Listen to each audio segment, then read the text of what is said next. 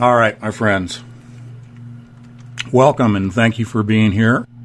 Take a look at this image while I adjust things a little bit. What is this? I'm going to just watch chat for a moment here. What does this image remind you of historically? Yeah, it does look like Morocco, and it also looks like a scene from Star Wars, perhaps. But my first reaction when I looked at this, and there are other images in the video that is played, from Blockchains LLC. That's Blockchains with an S. If you go to their website while we kind of open the show today and take a look at their images, or go to Google Images, type in Blockchains LLC, and just take a look through some of the things that they've been posting. But the close-up images of this artist rendition of their proposed city in the desert in Nevada strikes me as reminiscent of Mayan temples, especially when you look at these up close. They look very Mayan in their construct, in their architecture. Yeah, Timbuktu, I would agree with that. Yeah. But yes, watch their videos. Blockchains has posted as well their video from the launch last week that I announced on our Wednesday live stream when I said that November 1st they would be launching. I also mentioned it on our live stream on Thursday, but I watched that launch. It was pretty amateur, really, in their production value. It was kind of cheesy. But what I would like to do is break down from the transcript some of the verbiage, some of the messages that they were sending to the world, which I think were very telling.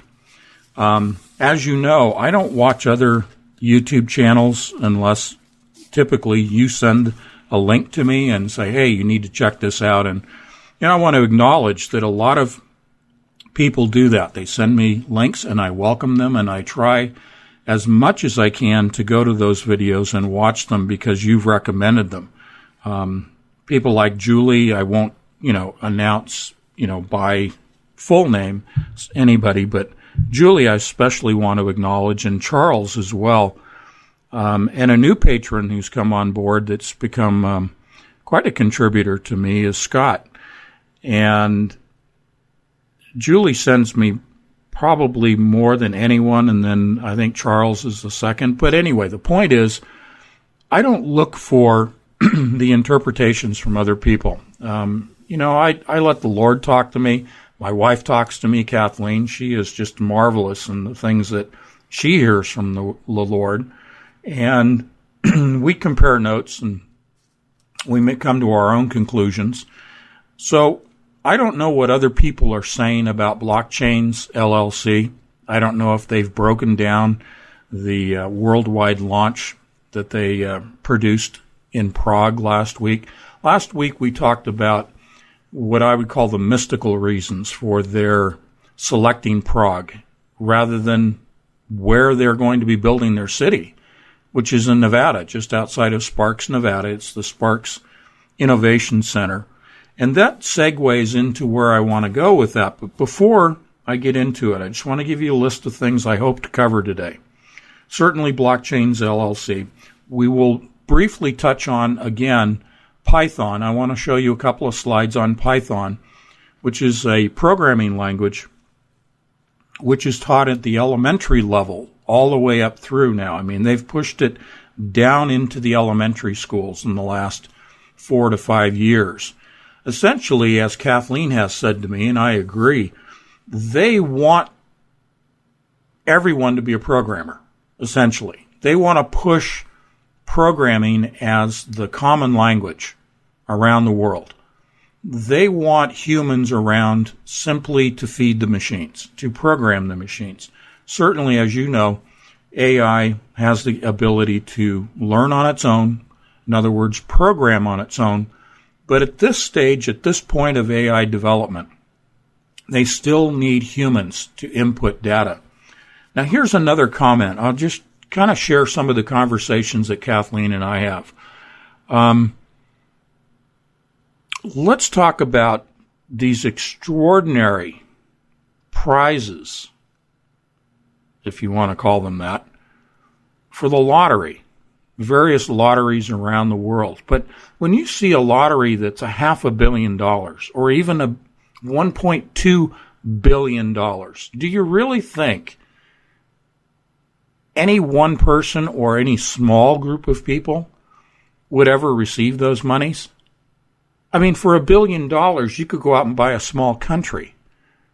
Do you really think the power structure is going to allow these kinds of monies into the hands of individuals?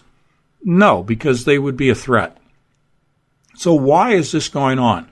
And this is really a tangent, but it has some relevancy to the discussion of blockchains. So let me bring my mug back up here, even though I've got the bandage on today, and, I could have a war story for you, but I just cut myself shaving. Anyway, here's the thing.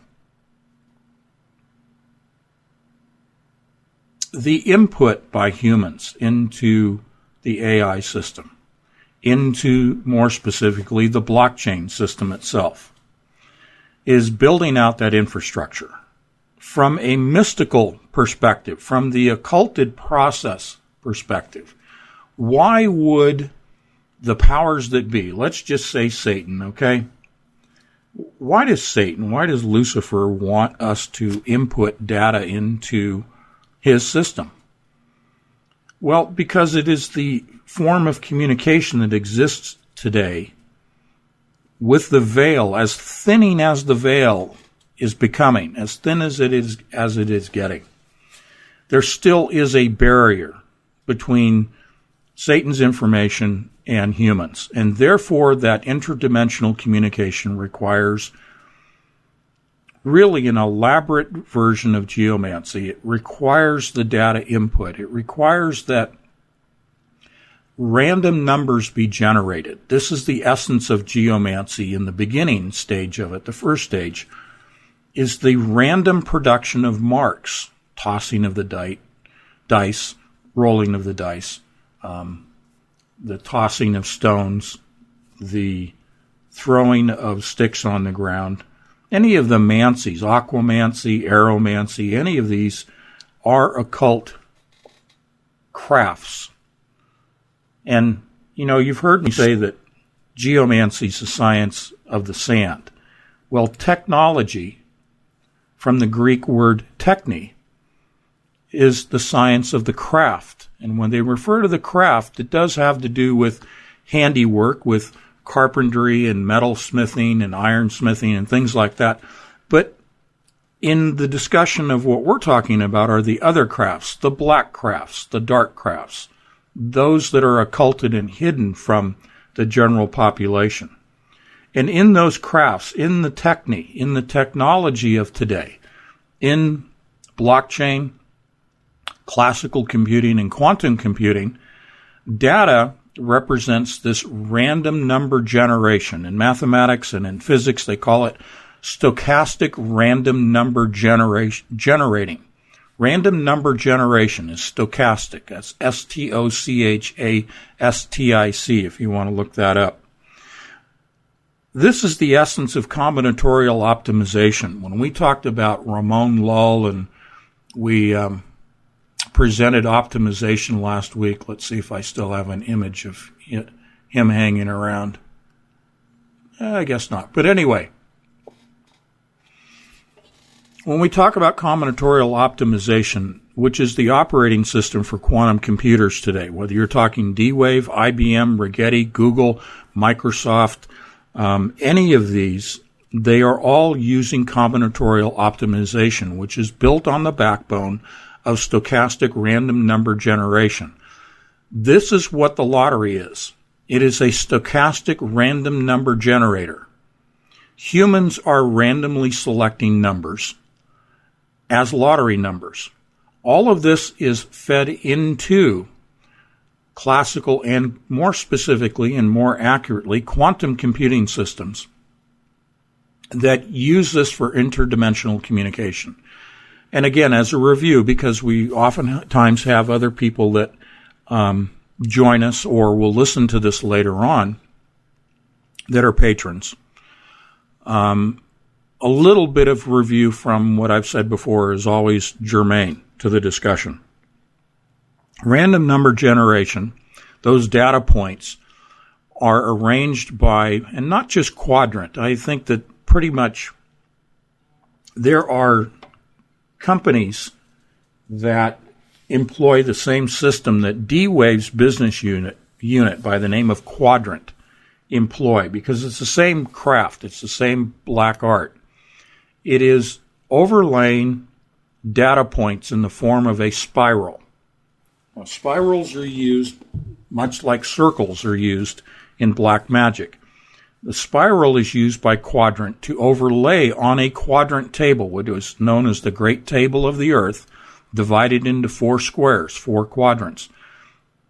They are overlaying this spiral onto the Great Table of the Earth, and each data point literally lands on a sigil, and those sigils spell out the names of the 91 governors that are have physical domain over our reality. They make proclamations over the physical and over the humans in our reality. Now, Mary, if you don't mind, she had sent me an email question yesterday, and I'm going to refer to it. She had asked me about the image of the beast, and we're going to talk about the image of the beast a little bit later. After we do Python, we're going to talk about the third temple. We're going to talk about the image of the beast, and we'll refer Techne and Tech to that. But the point here is that you had asked me about the image of the beast. You had asked me about the temple, and that's something that Kathleen and I have been talking about nearly on a daily basis. But in this discussion of the image of the beast and the ability to have control over our physical domain by way of the 91 governors was something that Mary had been asking about. And the explanation I can give you in short is that, yes, governors have actual control over our physical reality. Now, is that exceeding God's plan, God's control, the power of the Holy Spirit, the power of His angels that are His messengers? No, certainly not. But to a limited degree, and I don't have the mind of God, but to the limit of God's allowance, these governors do have the ability to affect our world physically, and I think that the geoengineering, what I've called the terraforming of this planet, is a direct outcome, a physical outcome of the 91 governors' influence. They also make pronouncements over humanity. Many people will call these spells, and that's accurate. But they are pronouncing and manipulating how they want humans to behave. So when we see the outpouring of evil that is personified and portrayed and put forth by fellow humans against other humans, understand that they are being influenced by the governors. They are being influenced by fallen angels. And there are lower stratifications of these angels, which number in the millions. The demonic entities that are the third of the angels, the fallen group, number in the millions.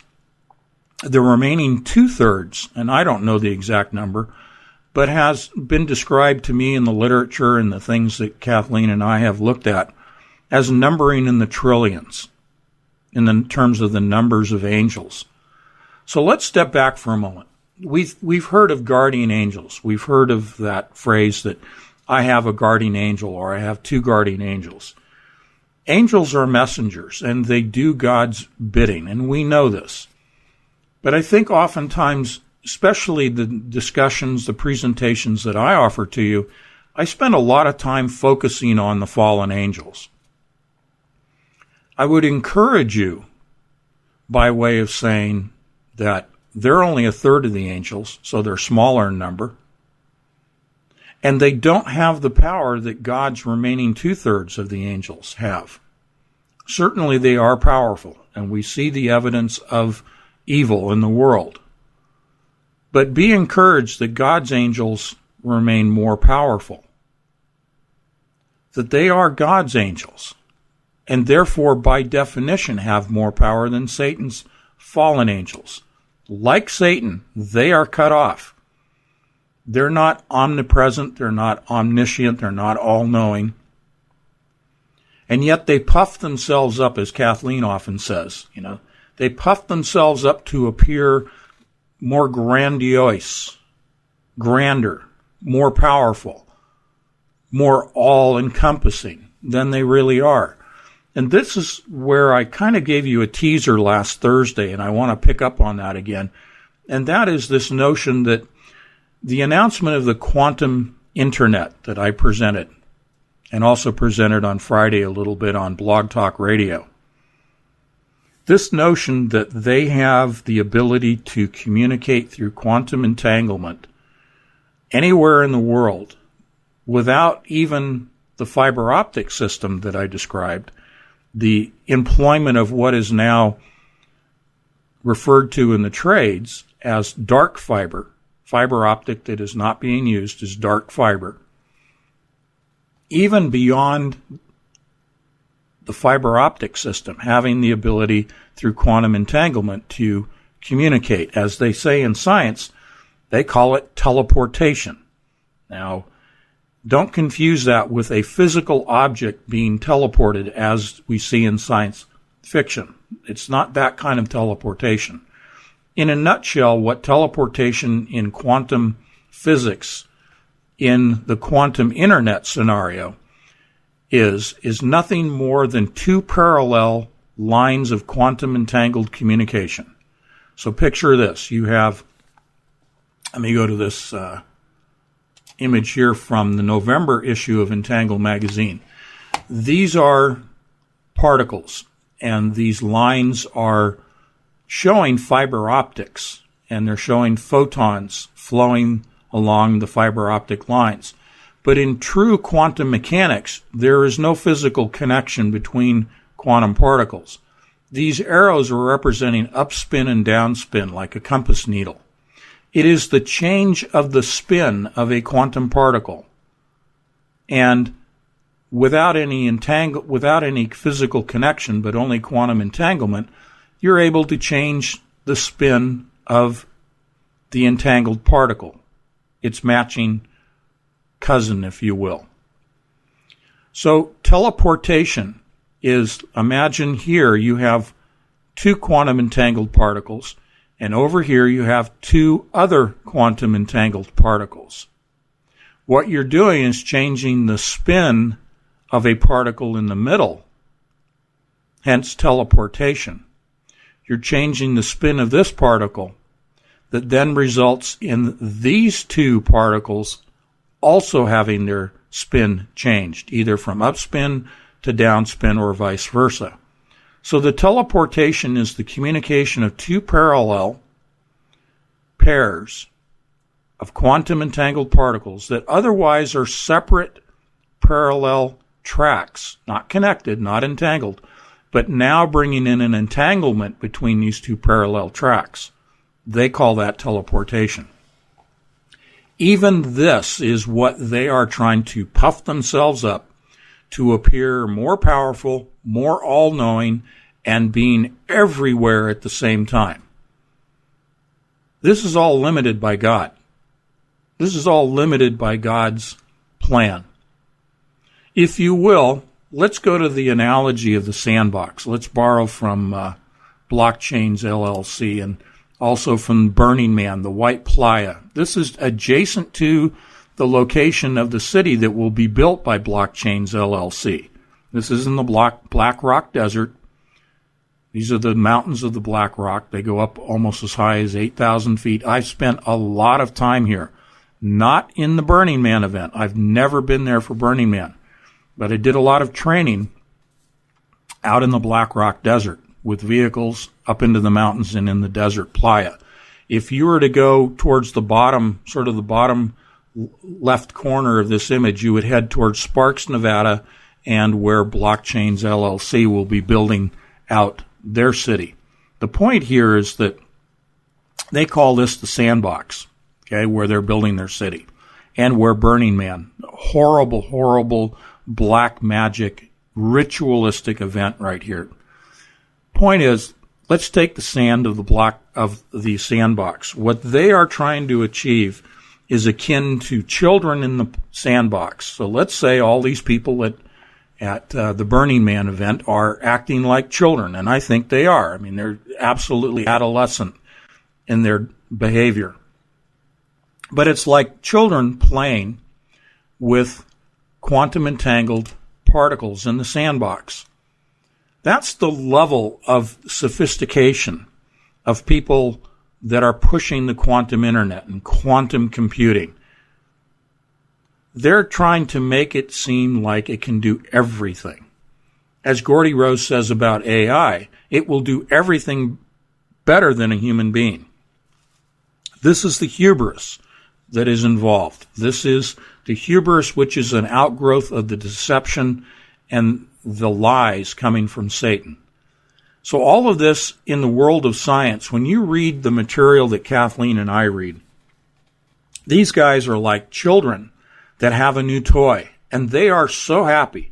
They are so ecstatic. They are just jumping up and down with joy at their achievements. And yet, really, they are nothing more than children in the sand, in the sandbox, playing with their new toys. And so Blockchains LLC, they want to build what I consider to be Mayan temples. And again, this is their design in the desert. So let me take a break. I'm just going to take a moment and take a look in the chat room. I see Kathleen is there. So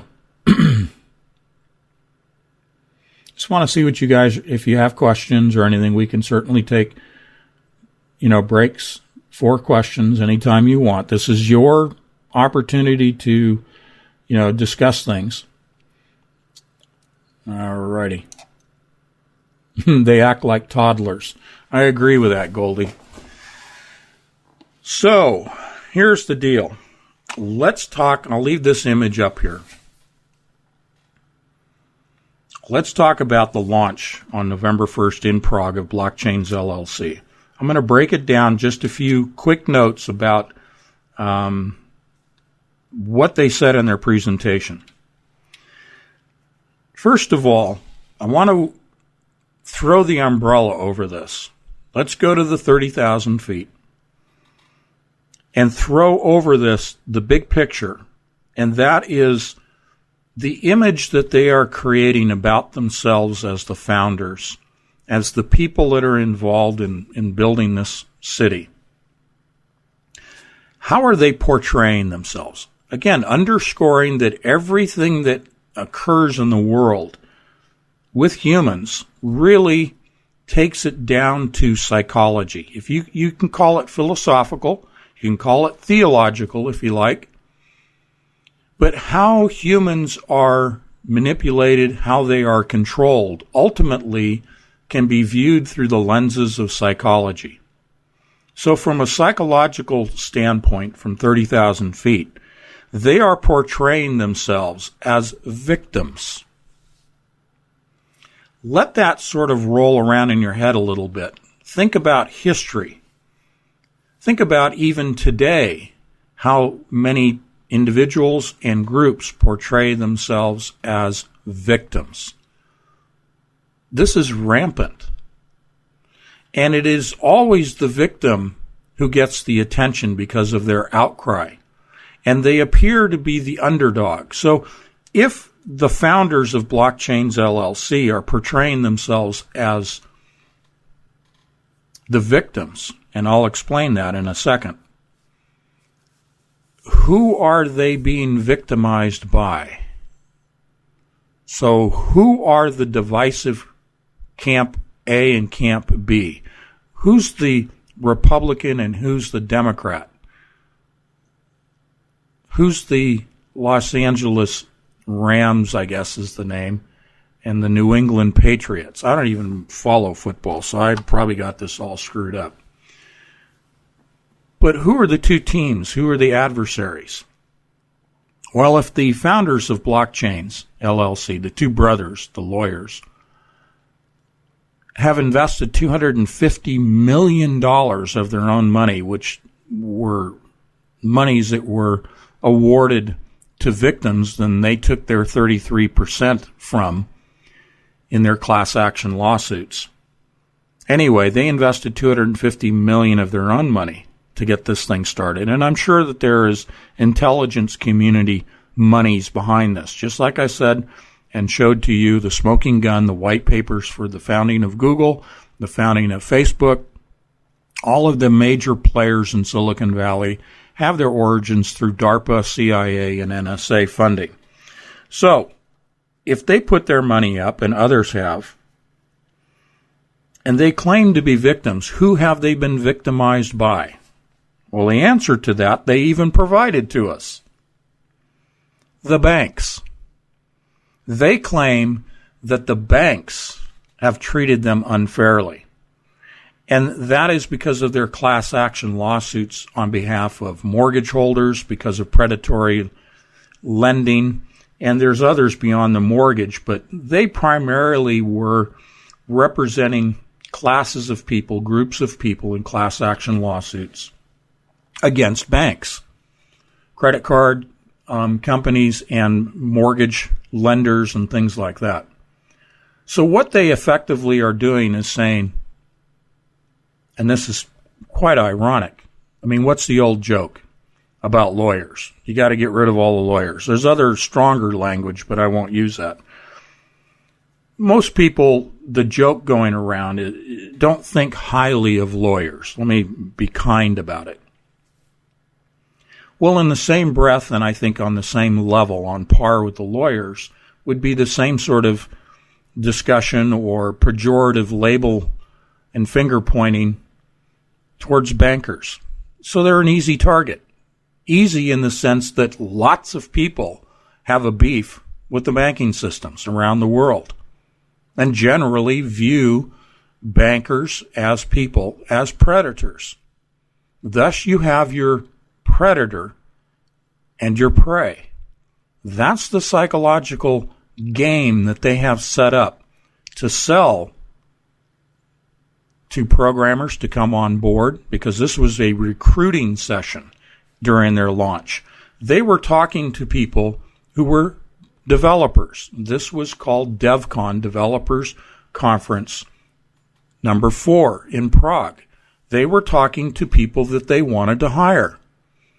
This same type of thing happened with Geordie Rose when he was talking to developers, software engineers, hardware engineers, when he was trying to recruit them into Kindred and also now into Sanctuary. But in particular, the shows that I have talked about in my broadcasts with Geordie Rose were his recruiting speeches to programmers and engineers to bring them into Kindred, his robotics company, his AI-driven robotics company. And his predator and prey scenario was referring back to H.P. Lovecraft from the turn of the 20th century, back in the early 1900s, and his science fiction novels that Geordie Rose just loves. You go to his own personal website and he just waxes on and on about how great H.P. Lovecraft and his writings are. And Lovecraft spoke of the great old ones returning to the earth. And Geordie Rose presenting this to intelligent people, scientists, engineers, programmers,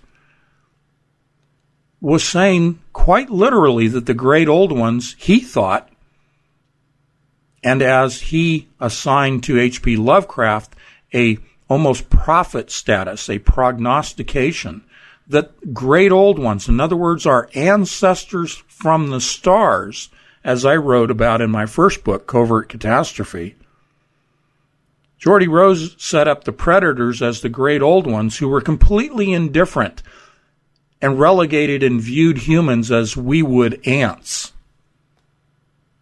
So predator-prey, psychological programming in the recruitment process for Kindred is the exact same thing that is being applied for the recruiting of developers at DevCon 4 in Prague, a very black, dark, occulted, mystical origins city, and to this day still, and as I said last week, it has a connection to Jerusalem.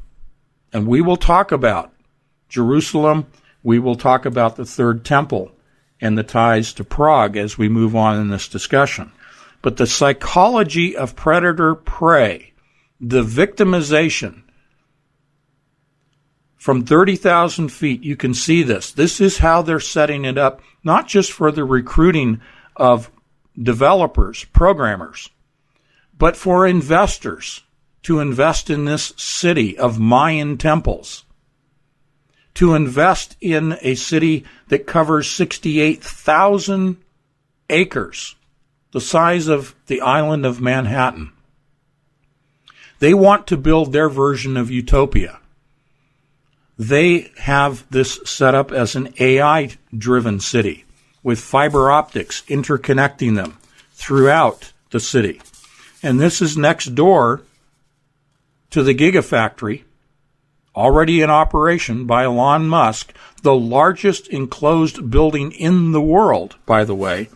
And as you know from my presentation of blockchain and how cryptocurrencies are generated, how they're produced, how they're awarded, it is through the use of computers that are deciphering an encrypted code, and then that results in proof of work for which they are rewarded a cryptocurrency. In the case of Blockchains LLC, they are operating with the cryptocurrency by the name of Ethereum.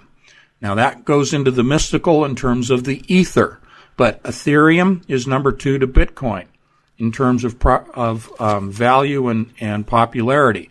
But it is Ethereum that they are utilizing in their process of developing their cryptocurrency form of wealth in this city to build the city out. But they need investors to come in.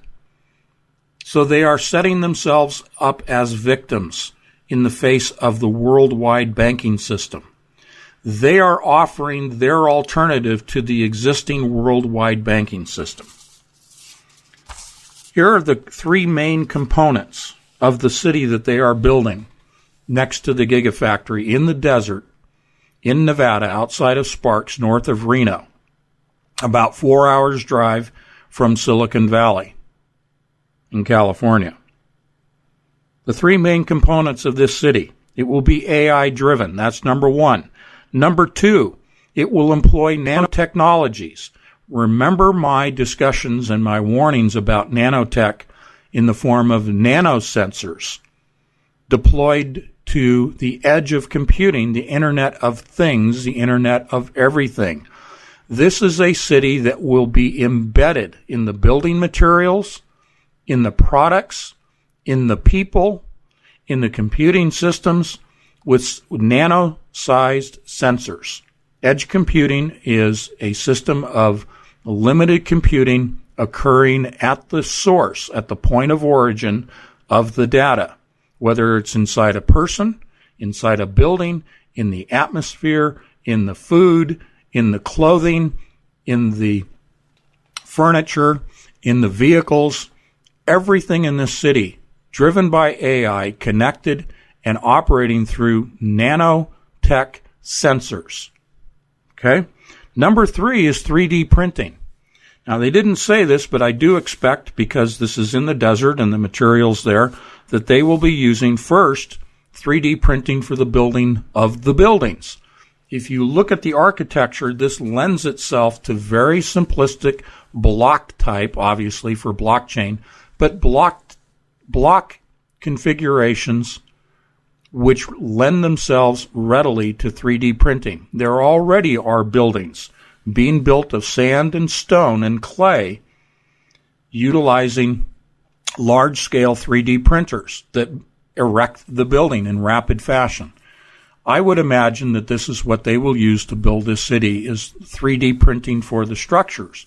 But certainly it will go beyond that to the furniture and to other areas. But 3D printing was the third primary component of this city. They call this city, or I should say the location of this city, they call this the Blockchain Graphene Valley. Now, I'm going to stop before I get into graphene to define that and describe it, and check the chat room and just see how you guys are doing. All right, I'm just reading through here, scanning very quickly just to see what you guys are saying. All righty. So, I hope I'm not talking too quickly, but I'm trying to get a lot squeezed in so that I can maintain your attention and not make this run too long. But what I'm giving you are starting points. As I said in my broadcast on Friday on Blog Talk Radio, I'm giving you the starting points. It's like there's so much information coming at you from all directions. You don't know how to filter it to begin with. I'm not being condescending. I'm saying I'm in the same boat. First, we have to put a filter up. We have to figure out what it is that we're going to pay attention to, and then spend our time determining what is of primary interest to spend our time on. And then spend the time researching, as we always say, going down those rabbit holes. What I'm giving you are the starting points. I've done the filtering.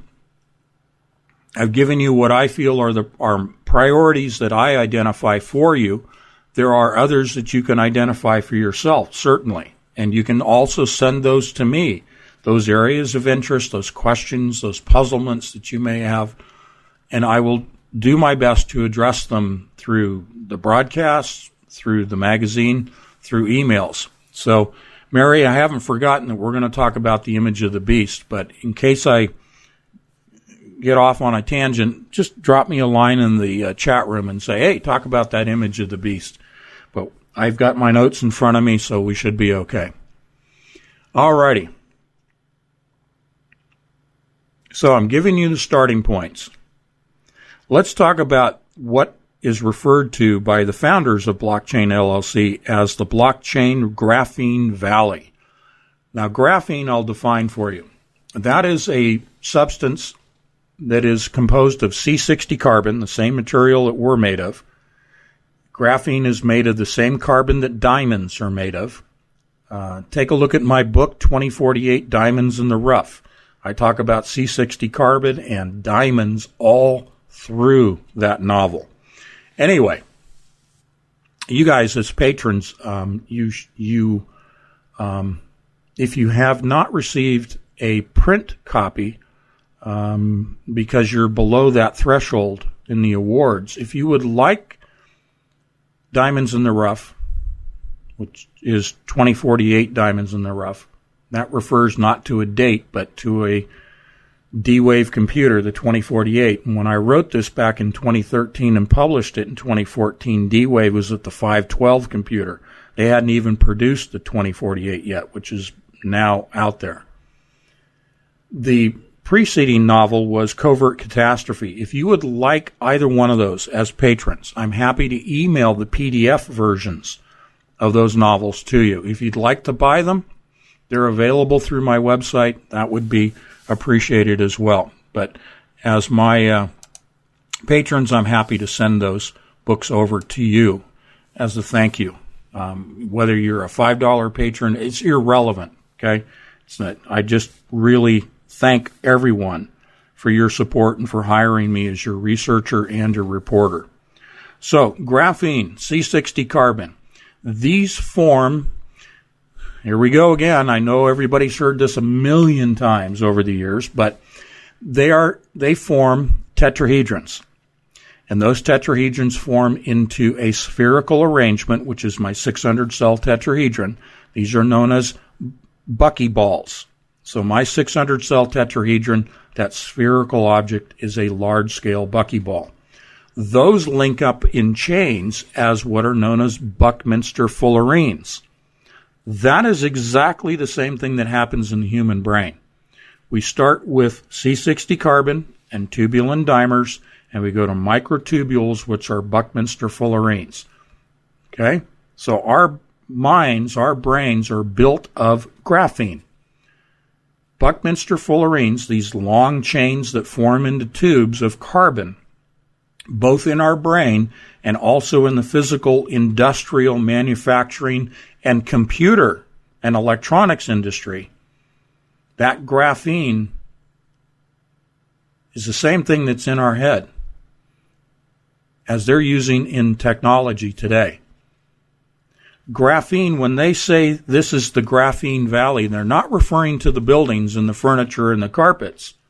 What they're referring to is the graphene that will be used in the artificially intelligent systems. Now, obviously, in a limited worldwide launch in Prague on November 1st, they're not going to spend the time talking to the world to the depth that I'm going to with this about graphene. Again, they were addressing an audience of programmers, of computer literate developers. They understand, I would venture to say, most everyone in the audience understood what he meant when he said the graphene valley, because graphene is a material that is both an insulator and a conductor. It is layered between insulators and conductors. C60 carbon in the form of Buckminster fullerenes is what you would consider to be the more advanced version of a silicon wafer, of a silicon chip, of a microprocessor. It is an advanced form of a transistor. Again, I'm trying to keep this so that it's something you can wrap your head around. Graphene is what is used in building out the latest versions of AI systems, of quantum computing driven systems.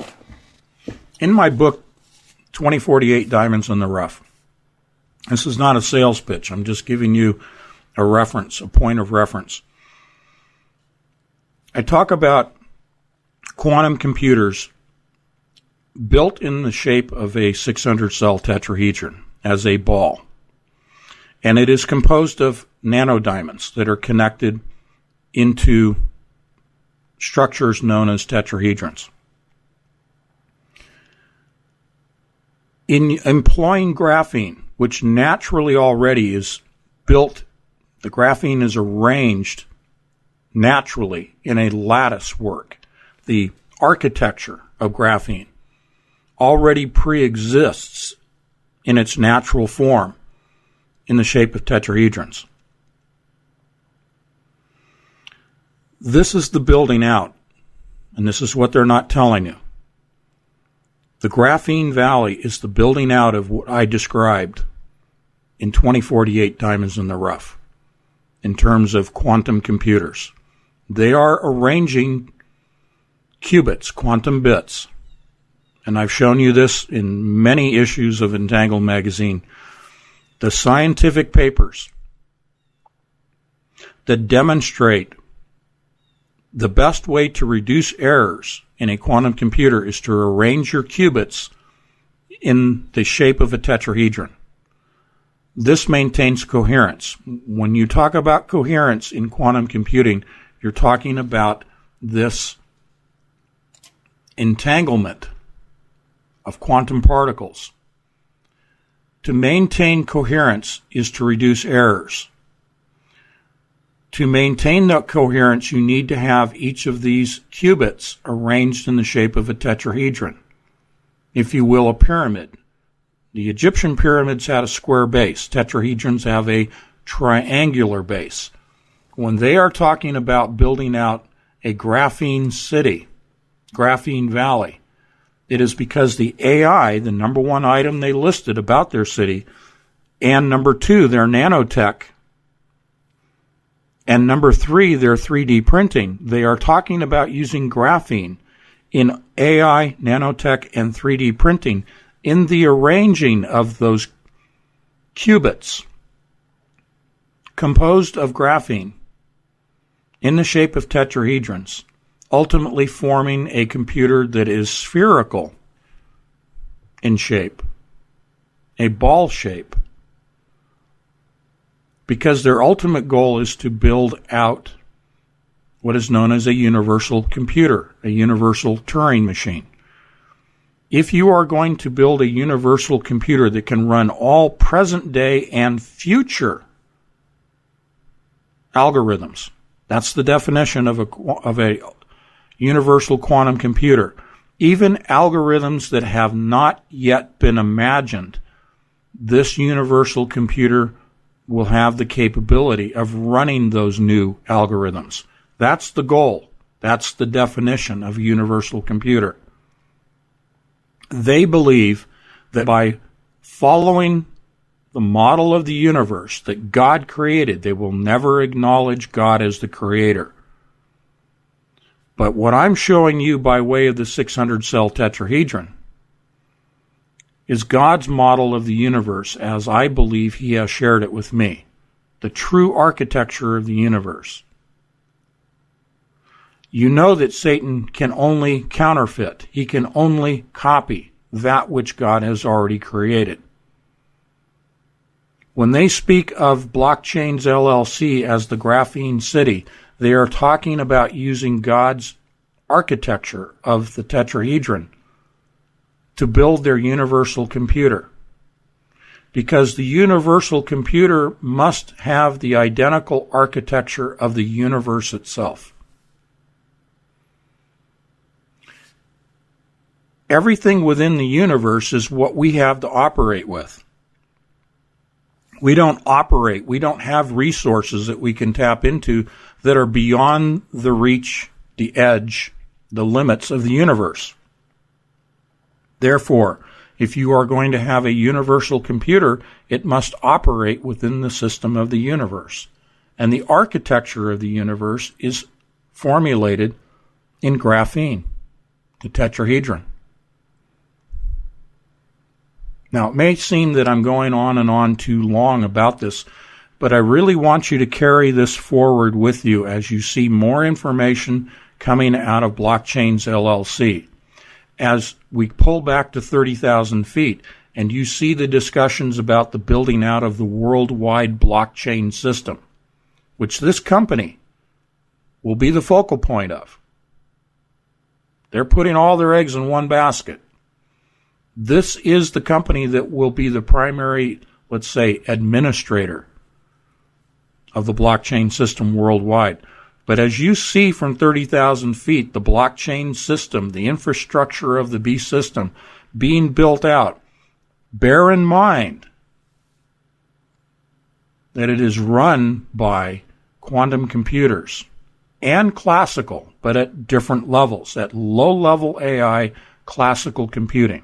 But the reason for the fiber optics that they're building within this new city and the fiber optics that are already out there as dark fiber that are dormant, that are extra capacity that was already laid in advance 20 years ago.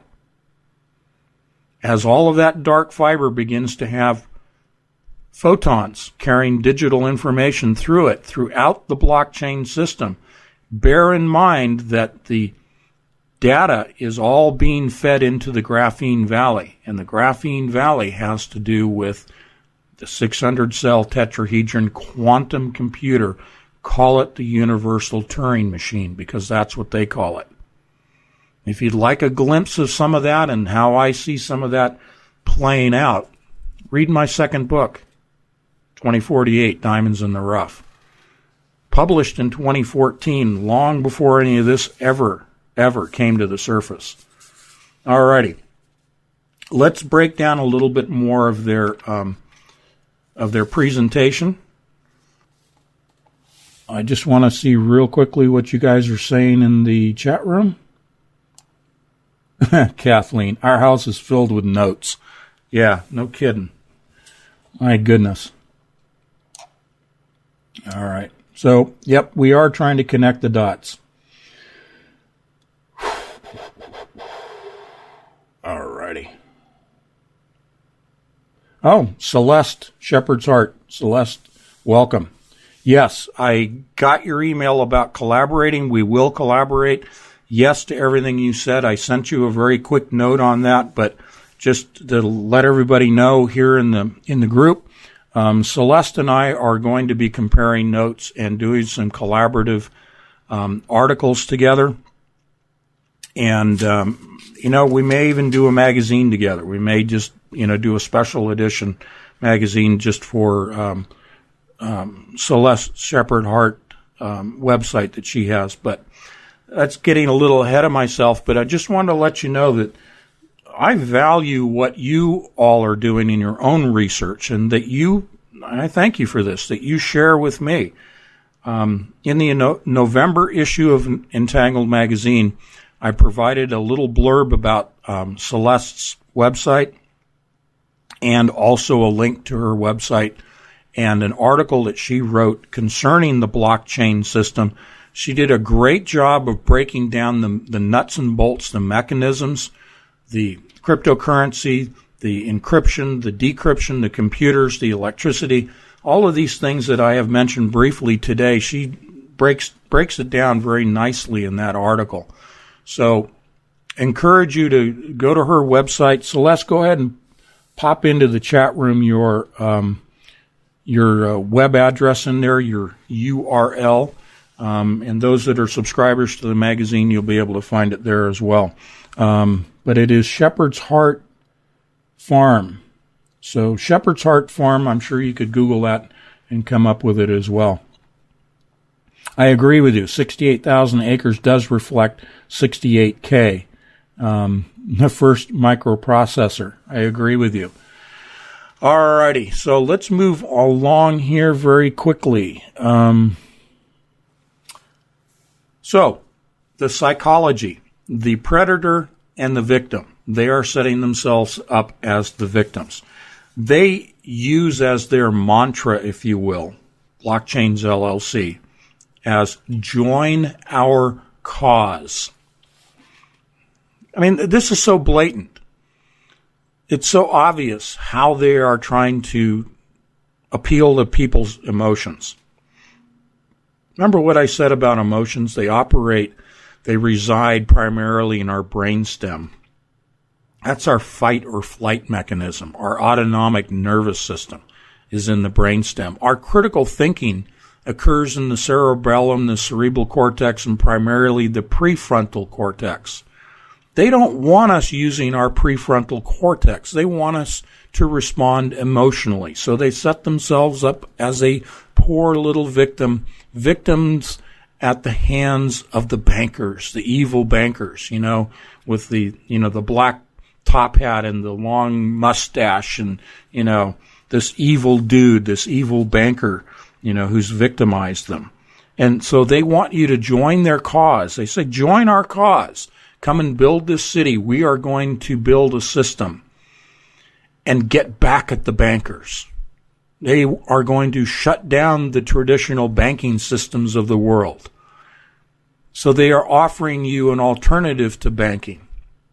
This is what cryptocurrencies were all about. Let's go to 30,000 feet. Cryptocurrencies are the carrot. They are the enticement. They are the inducement.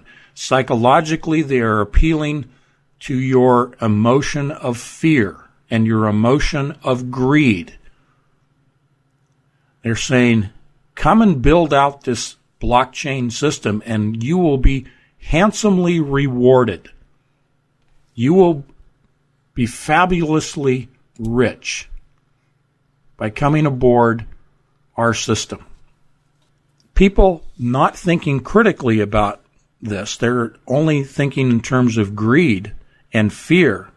They're saying, hereby join us against the bankers by saying, on a fear-based way of thinking, don't be a victim of the banks. Come into the cryptocurrency system that provides security. It is decentralized. It cannot be hacked. It's all transparent. All transactions are visible and available. and nobody can hack it, nobody can control it. No one can deny you access to your funds.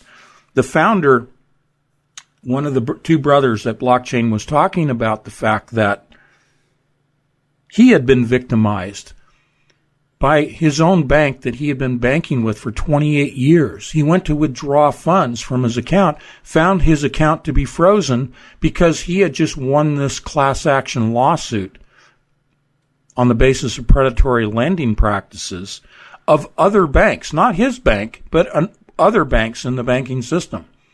But his own bank, which was not part of the class action lawsuit, closed ranks with the other bankers, and as he tells the story, froze his accounts, locked him out of his own money. He uses that as his story to appeal to your emotions, to say, yeah, that's terrible. Oh, those evil bankers. We need an alternative to the banking system. And what does he do? Hegelian dialectic, problem, reaction, solution. His solution is blockchain. Come and be part of this and we can shut it out. We can use decentralized transactional systems against the existing banking systems. All right, pull back to 30,000 feet.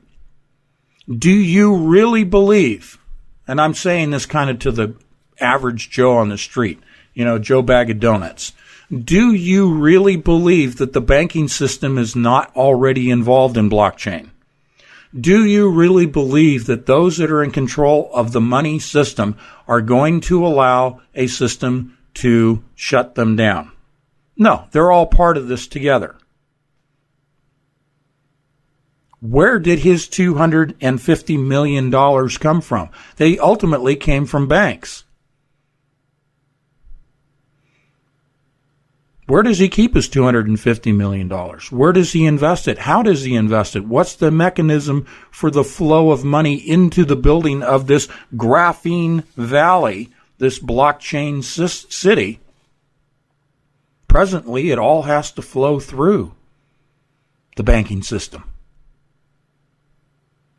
So, these are not the predators as we look at the banks. And they're not the victims as we look at the banks from 30,000 feet. The predator, in fact, is Blockchains LLC and organizations like them. I'm only singling them out for the purpose of this example and discussion. But all of these cryptocurrencies are to suck you into the system, to get you to build the system, to build out the blockchains, to build out the infrastructure. What gets added if we move beyond cryptocurrencies? And again, Celeste did a great job in her article. What gets fed into that is all of our data, including the mapping of our human genome. Everything is fed into the blockchain system. Now, let's use their scenario of denial to his banking accounts.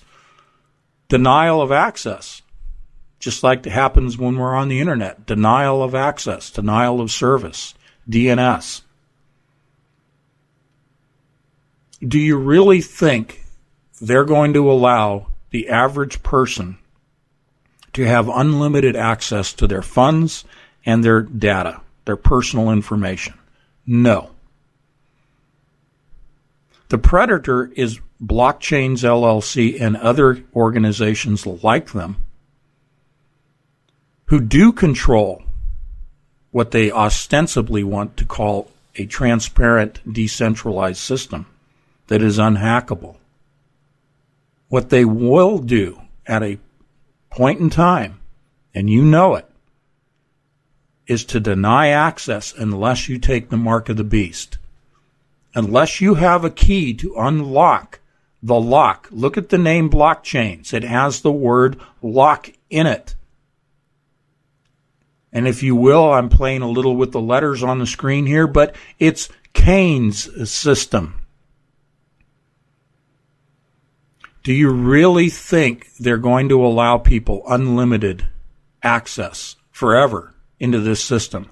No. They're going to deny you access to your wealth. Again, here it is.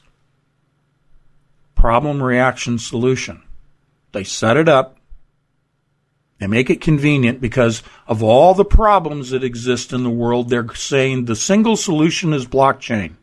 Just put everything in the blockchain, and all of these associated inconveniences on the superficial level, and at a deeper level, all of these illegal activities, all these predatory lending type activities,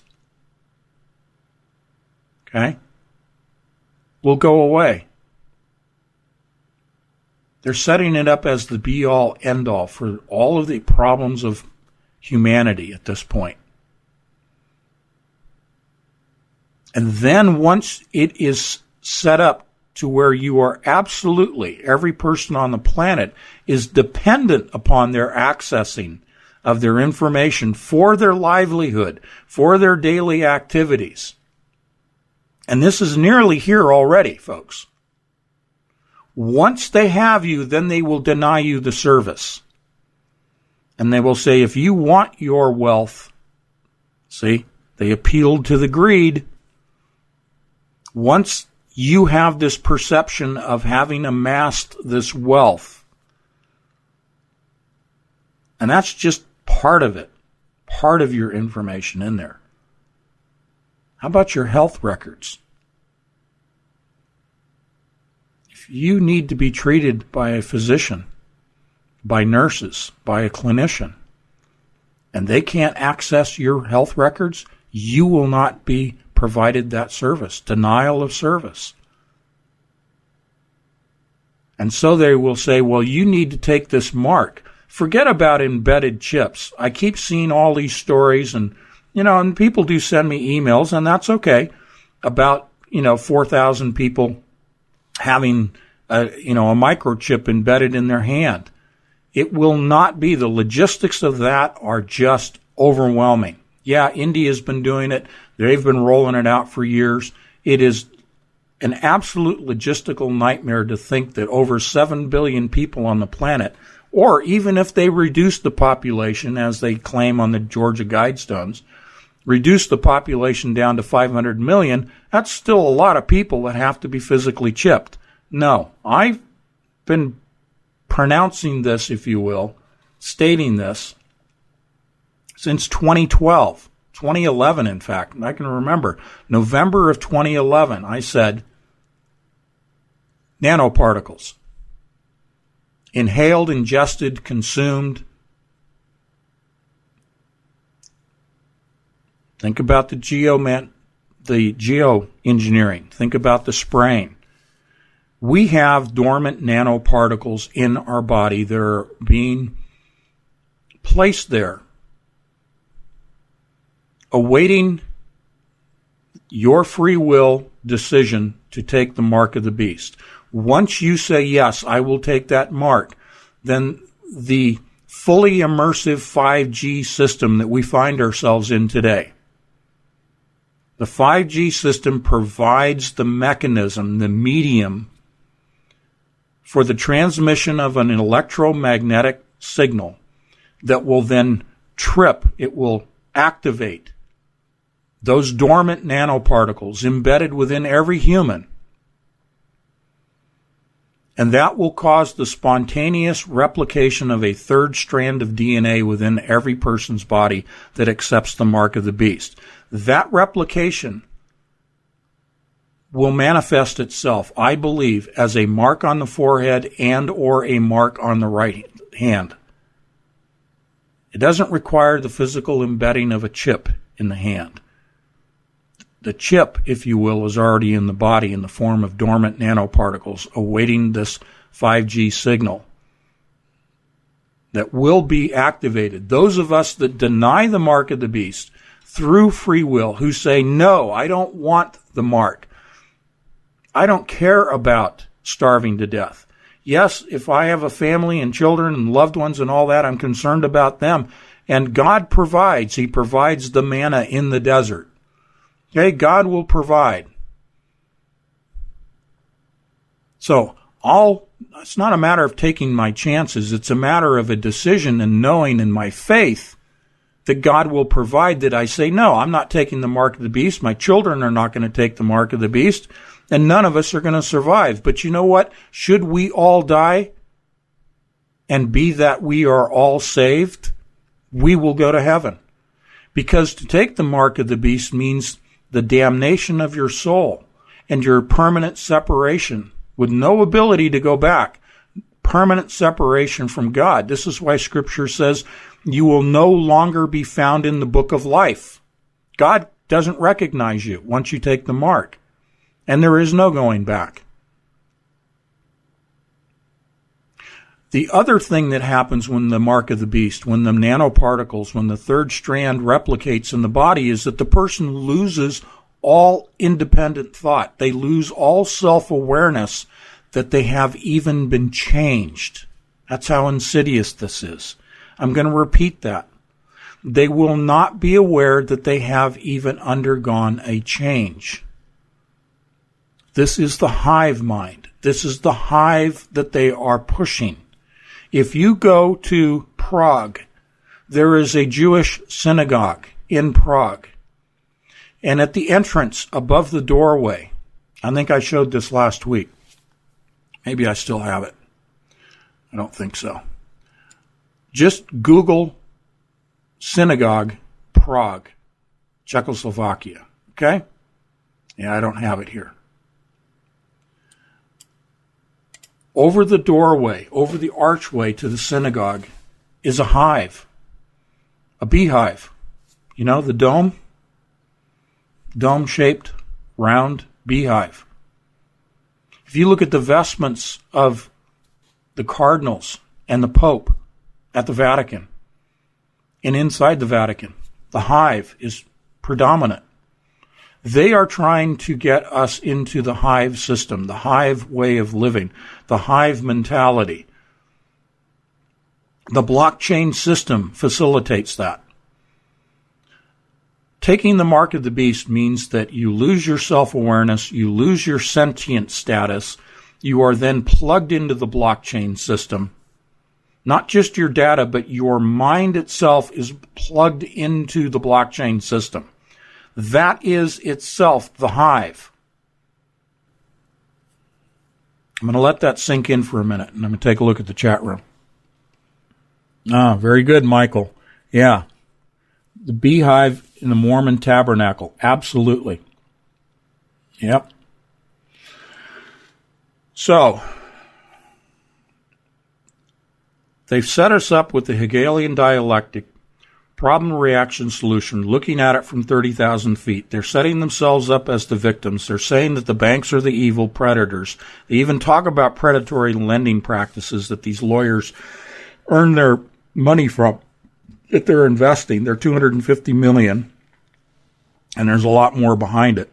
So they portray themselves as the victims to get people emotionally to respond and to connect with them and see that, oh, this is a great solution to all of these problems. Not just the banking system, but other problems.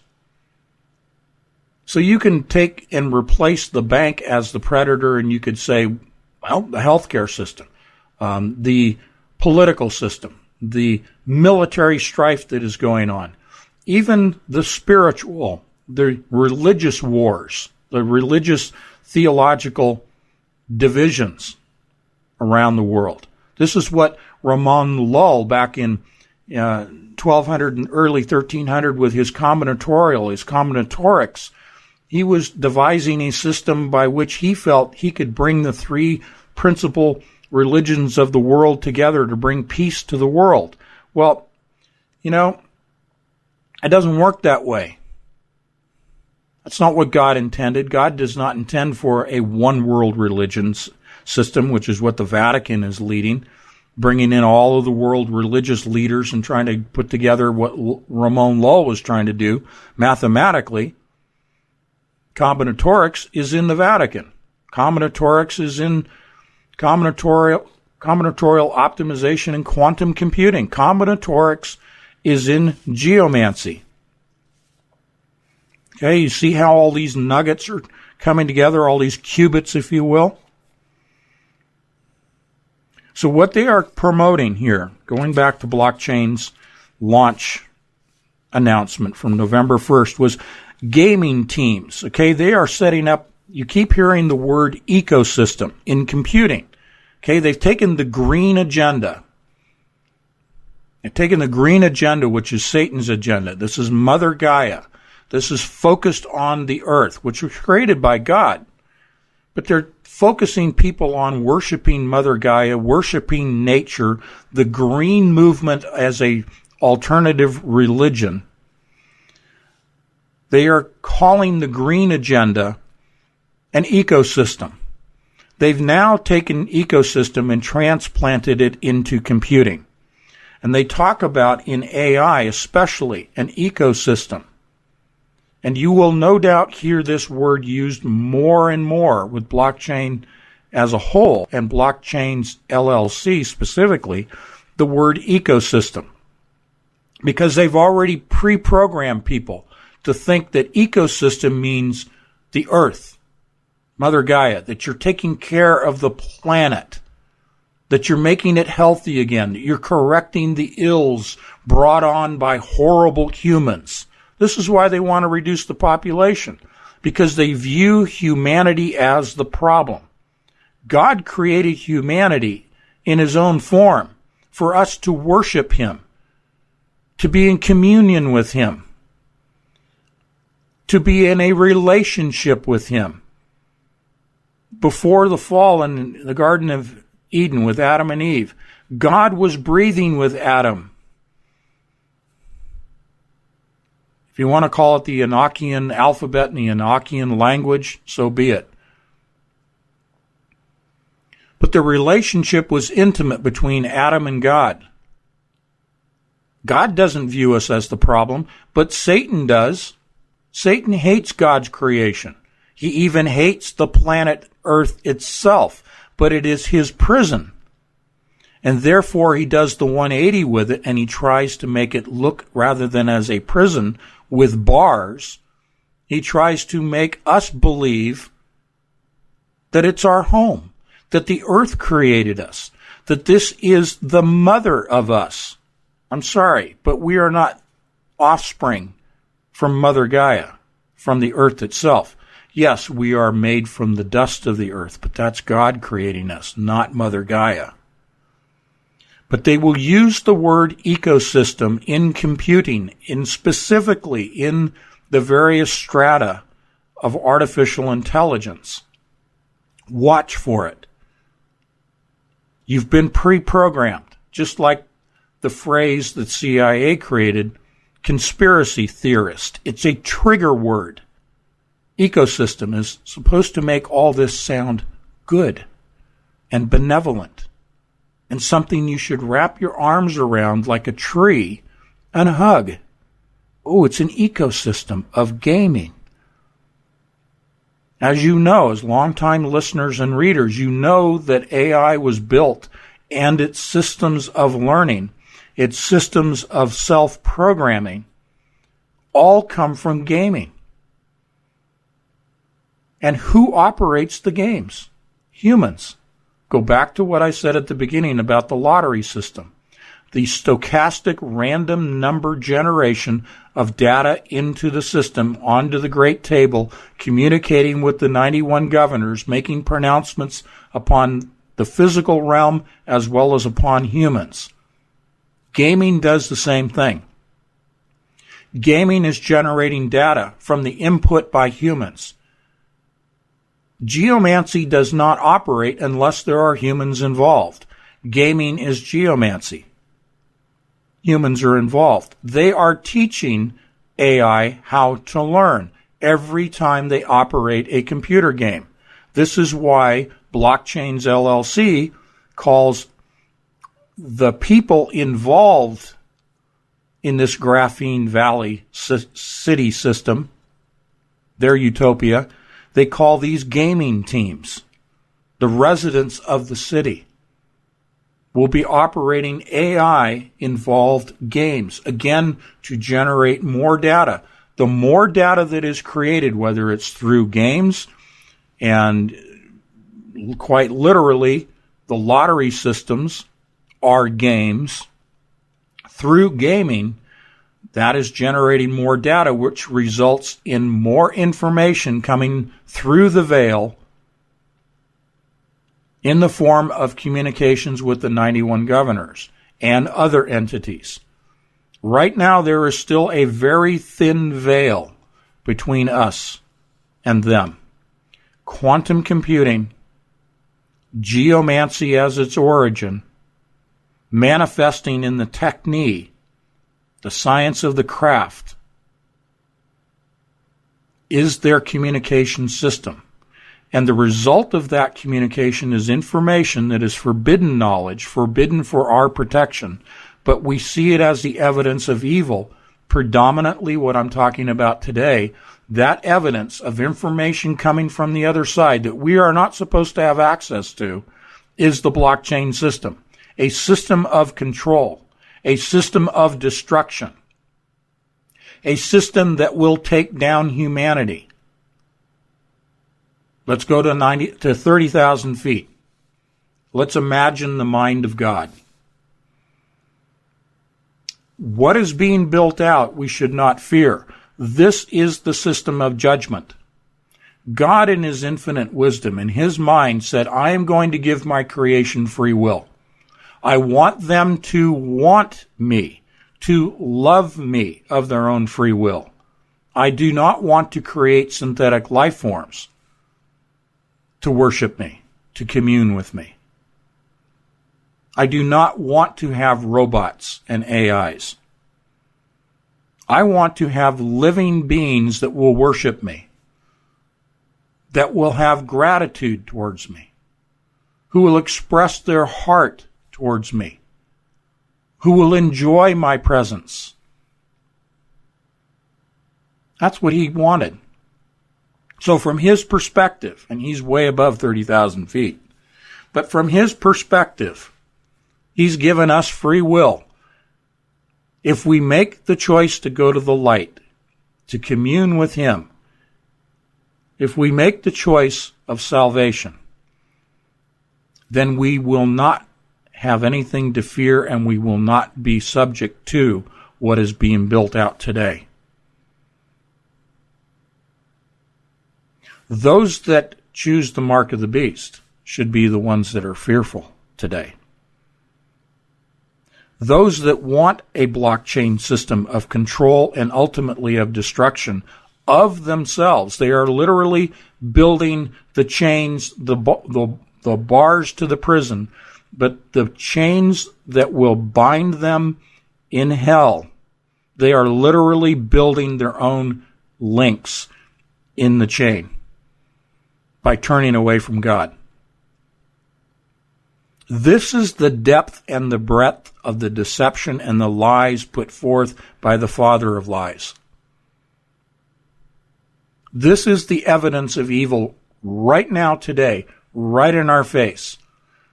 And these guys stand up on stage in Prague and they make their pronouncements, their proclamations, and the audience, oblivious to anything that I've just shared with you, claps and cheers and just thinks this is wonderful. And there are millions like them around the world.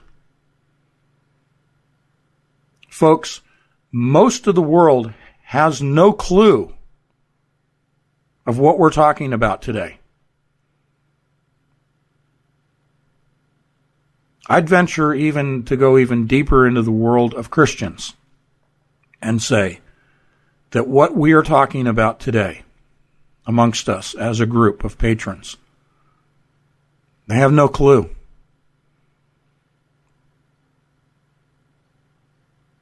They run the risk of being distracted by sports and entertainment and politics. We just had the midterm elections yesterday in this country. The distractions are rampant. They are distracted away from seeing what's really going on behind the veil. As Kathleen often likes to talk about, the Wizard of Oz, the movie Wizard of Oz, and the wizard behind the veil, and the pulling back of the veil, pulling back the curtain and revealing That's Satan behind the curtain, pulling these little levers and screaming into the microphone like I'm doing today, and making himself look much bigger than he really is in all manners, bigger in knowledge, bigger in physical presence, and all of that. Even Christians are being deceived because they're being distracted. Too few in the world of Christians, and I'm being specific right now, too few in the world of those that call themselves and think of themselves as Christians, as believers, as having been saved, are distracted. And yet you and I sit here today and we can see it clearly. When we look at this example today of the evidence of evil, this example, the blockchains LLC, and what they proclaim to an unknowing audience and therefore an unknowing world, we can see clearly that this is purely demonic and malevolent. Again, why did they choose Prague?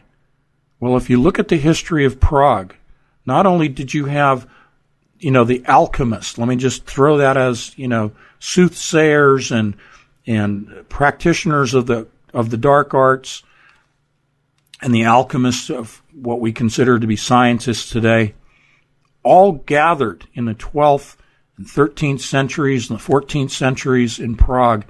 And going back about 1,000 years even, when they were building out Prague, they built a crossroads. They built a cross into the layout of the city. This is the origins, and I'm not going to take time today, but this is the origins of the Rosicrucians, the Rosy Cross. And that Rosy Cross connects to Jerusalem. And here we go to the new temple. Okay?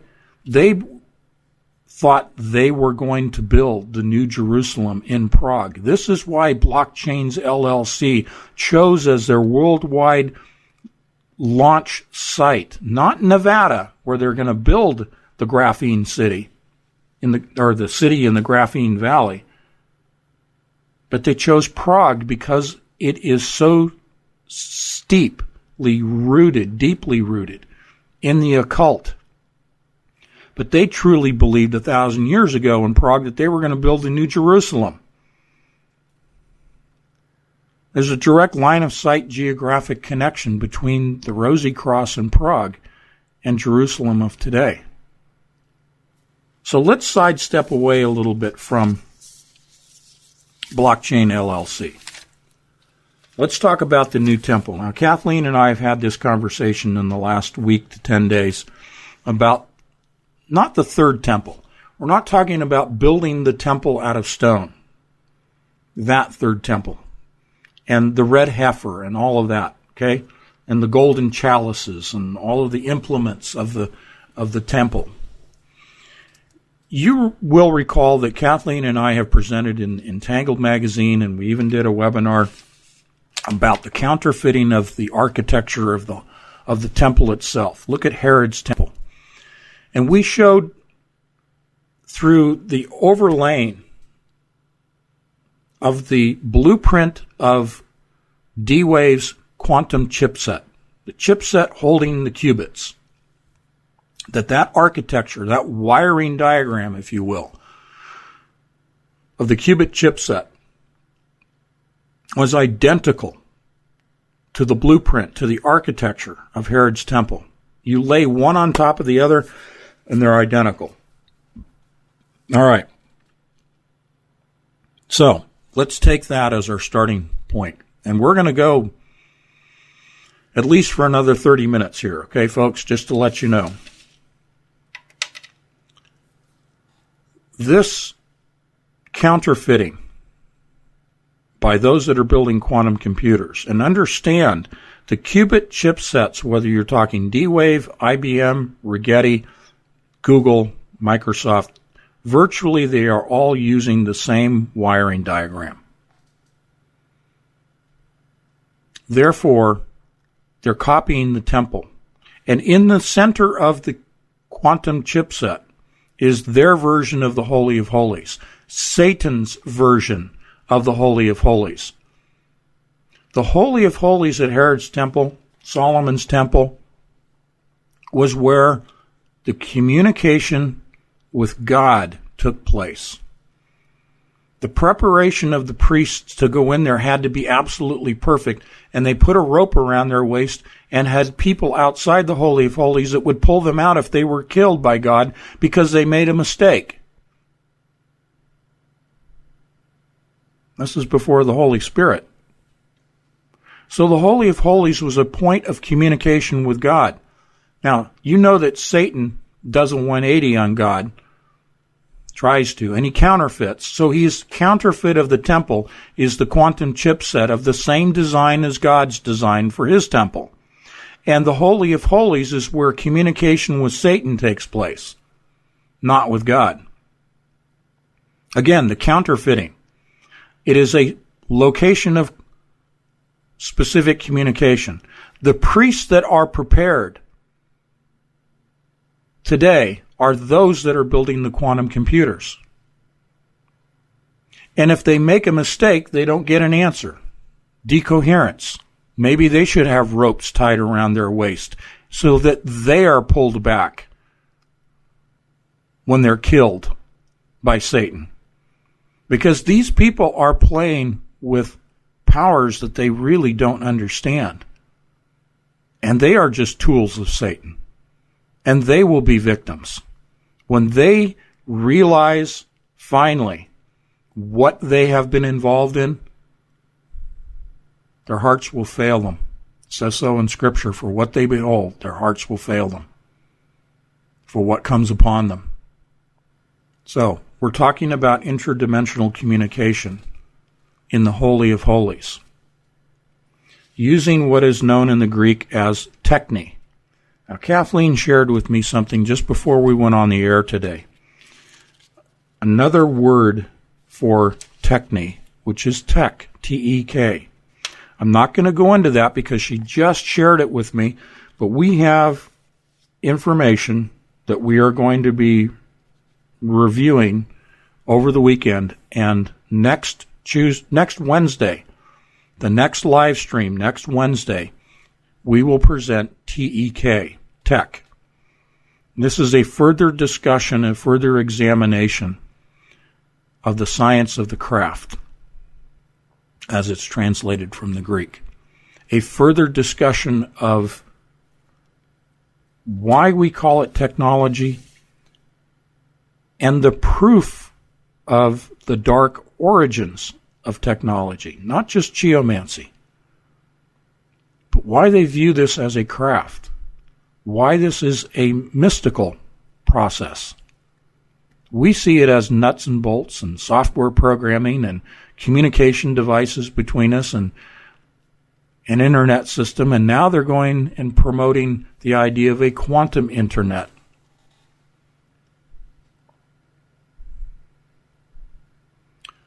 So where is this taking us in this discussion of a temple design and a Holy of Holies?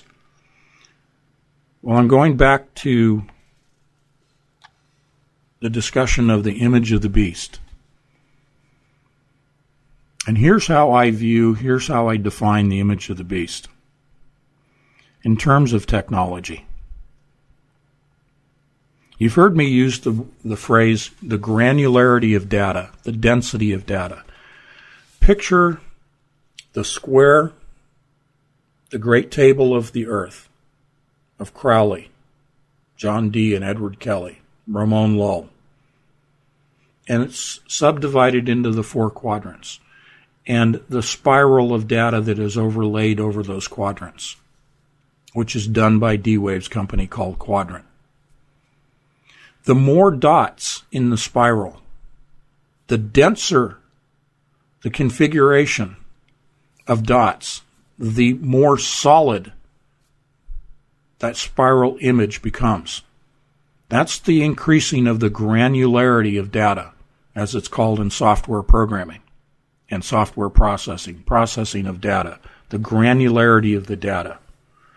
Where I'm going with this is that the image of the beast will be a 3D image. It will be holographic, but not in the sense of holograms that we know today.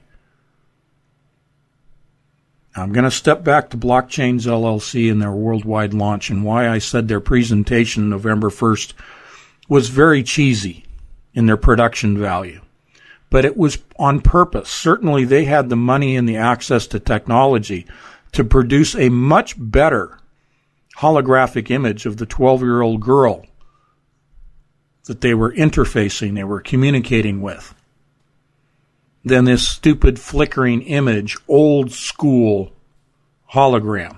But they wanted people to see that it was a hologram and make it obvious. But they also did not want to reveal too much in terms of how far holographic technology has progressed.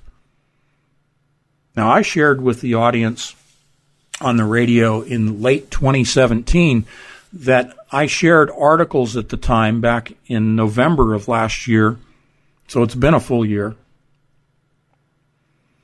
that you can now physically touch a hologram. You can physically interact with a hologram. You can manipulate objects that are holographic projections. They feel solid. They respond as a solid. They are programmed as a solid. They have the density of data sufficient to produce a solid hologram. So what is coming as far as the image of the beast, you can already put the pieces together yourself. The image will be a solid holographic projection of a life form. It will be the image of Satan. It performs wondrous signs and wonders. It produces miracles and signs and wonders. Think about what computing is doing today and what it's professing that it will do in the future. If Gordy Rose says that AI will do everything better than a human, if you think about that, if you think about the subsidiary company of Gordy Rose of D-Wave, Sanctuary, where Dr. Suzanne Gildert has said from Sanctuary that they are building synthetic life forms that they call synths, and that they will be, in her words, indistinguishable from humans, and that they will roam through the communities, through the world of humans, and humans will not even recognize them as being synthetic. That is the level of technology that we are talking about that will produce the image of the beast. This ties to the temple.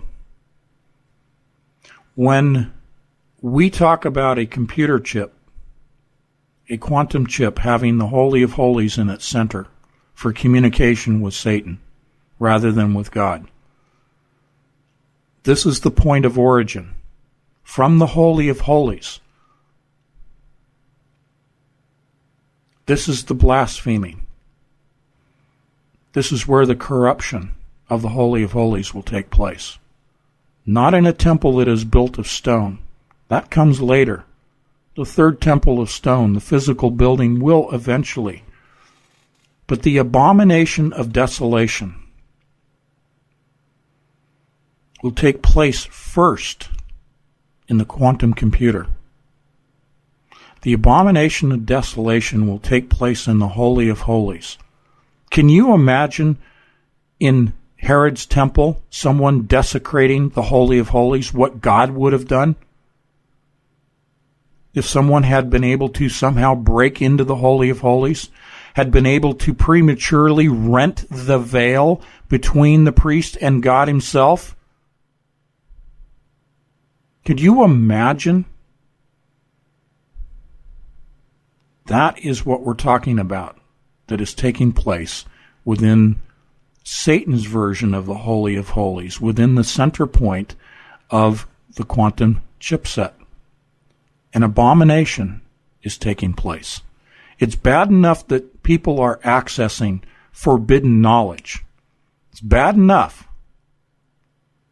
But now to create the image of the beast holographically through the quantum computing with the advent of an artificially intelligent mind driven by quantum computing. This is the abomination that Satan is bringing into this reality through quantum computing.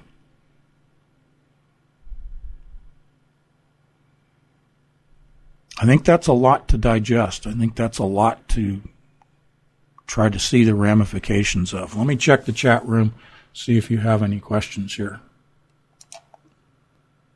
Okay. Critique of Pure Reason by Immanuel Kant. Okay, good. All right. I'm going to try to wrap this up. Let me look at my notes. I don't want to hold you guys for too long. But remember, they're talking about join our cause.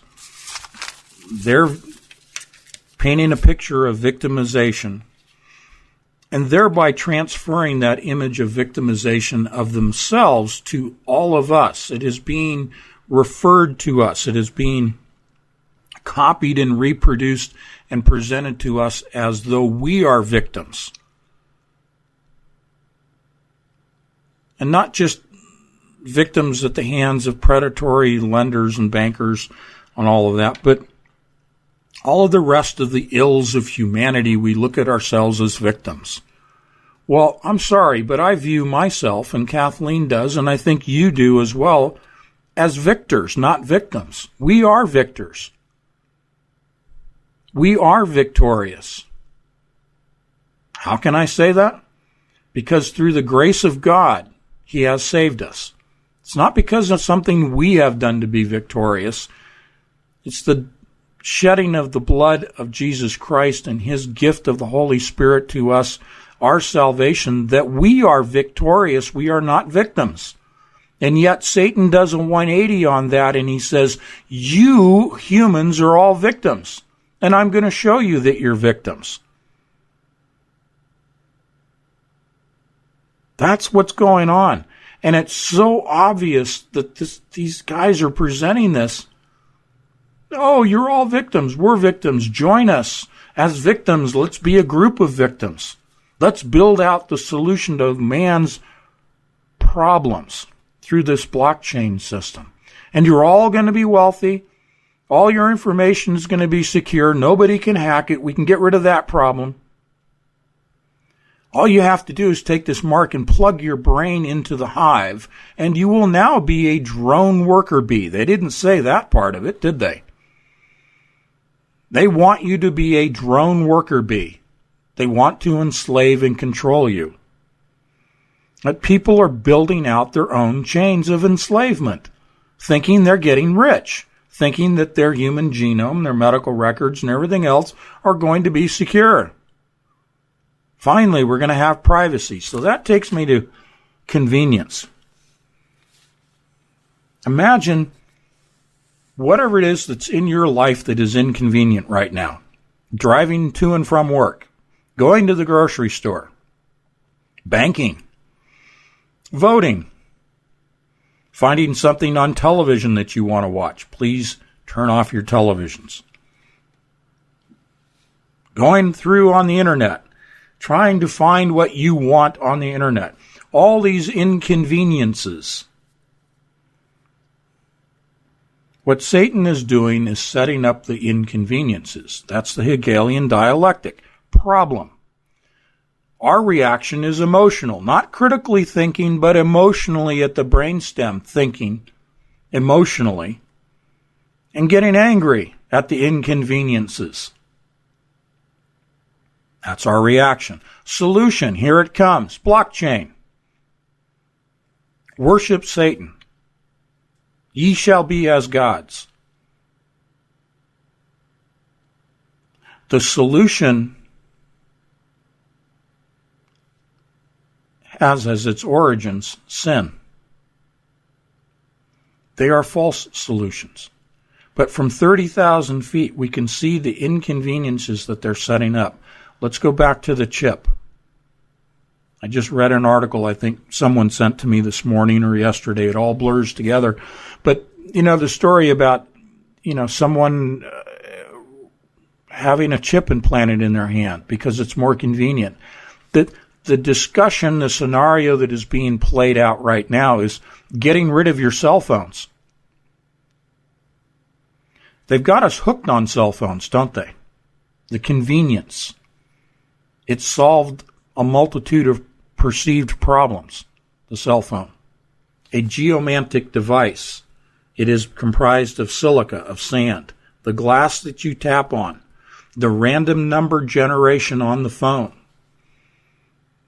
We are all using the system of geomancy with our phones. Anyway, that they're now saying something that was perceived as a solution to inconveniences, the cell phone, they're now saying is inconvenient because you have to carry it around with you. You can lose it. It has issues. It has problems, this, that, and the other. So just take a mark. Take a chip. Then you can communicate. You'll have access to your data. There's the blockchain. You'll have access to the data. You don't need a phone for that anymore. And certainly you won't need iPads and laptops and towers anymore. You'll be able to communicate through the chipset. Now that's the near term. As I said, the nanoparticles that are embedded in our bodies is the longer term. But it's not that far into the future. It literally could happen anytime. Now 5G, they want to say that they're still trying to roll it out. They're still trying to build out the infrastructure. That's all smoke and mirrors.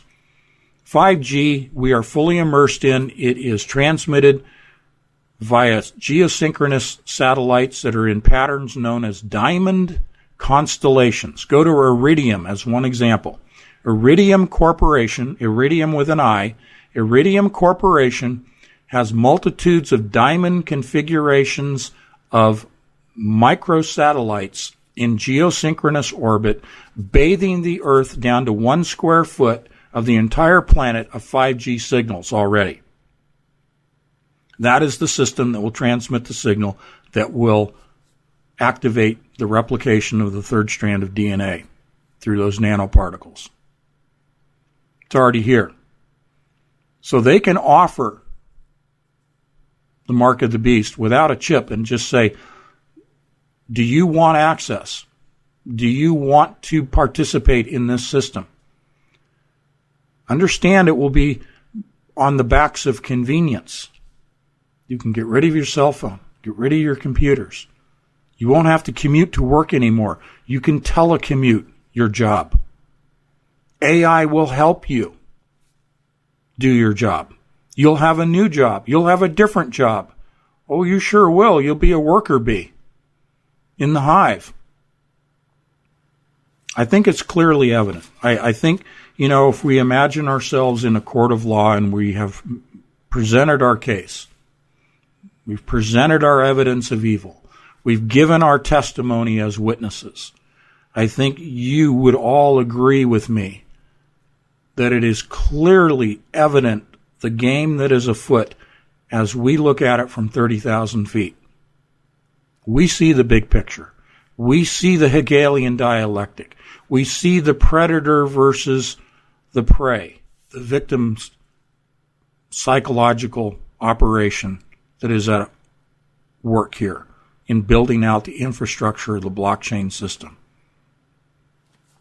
They are using a common language. They are using Python. It is the language of the beast system. Look at the entities that they portray. These are not normal human beings. Okay? These are the games that these kids are playing. Now, you may not recognize this, but think of the Dan Brown novel. Think about the movie with Tom Hanks. This is antimatter in a magnetic containment vessel. This is what was in the movie. They're not telling you this, but this is antimatter. This is sick. Okay? Do you see these are hexagons, 6-sided. Do you see the hive? That's the building block of a hive. This is a cell in a hive. 6-sided. As Kathleen would say if she were still here in the broadcast, she'd remind you that there are 6 attributes of a man. Okay? 666, the mark of the beast. It's all right here. Easily decoded. Look at it. Obviously, this is a demon. But this is what they present to children. Python coding for kids. Again, you've got a AI robot with one eye teaching kids. Here's Python. Here's the beast. Here is the snake in the Garden of Eden. He's wearing dark glasses because you're seeing through the glass darkly, right? It's all so easy to figure out. 3, because we have the Holy Trinity, but we have Satan's version of the Holy Trinity. Again, AI and robotics. Kindred from D-Wave. Sanctuary from D-Wave with synthetics. Python for kids. It's all just wonderful. Here is the key to the abyss, the key to the bottomless pit, unlocking the code. If you unlock the code, the encrypted code, Celeste will back me up on this, you are rewarded with a cryptocurrency. Invent your own computer games with Python. Be creative. Invent it yourself. Don't look to God for the answers. Don't look to Jesus Christ.